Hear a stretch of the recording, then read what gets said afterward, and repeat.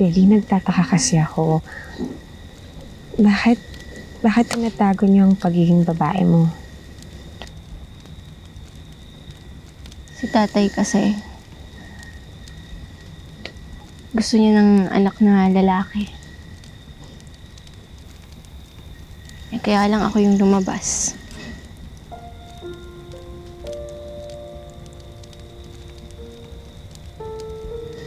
Doon pa lang, di na siya masaya.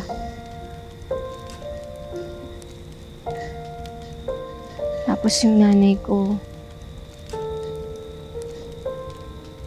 namatay siya sa panganganak sa akin.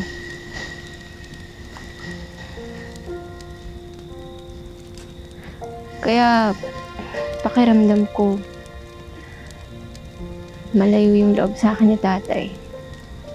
Kasi kasalanan ko. Eileen, ano kasalanan mo?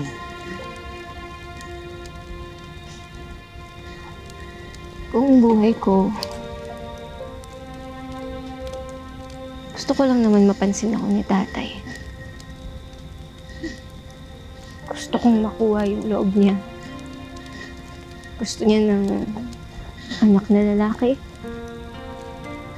Eh di nagbihis at nagkilos lalaki ako. Araw-araw. Para kahit sa ganong paraan man lang. Alam mo yun, maramdaman ko na natutuwa siya sa akin. Kaya lang, kahit anong gawin ko, parang walang epekto. Siguro di niya lang talaga ako mahal. Alam mo, Billy, hindi mo kailangan magbago para lang mag-please ng ibang tao. At lalong mali na isacrifice mo yung happiness at yung freedom mo para matanggap ng iba. Unahin mong mahalin ang sarili mo.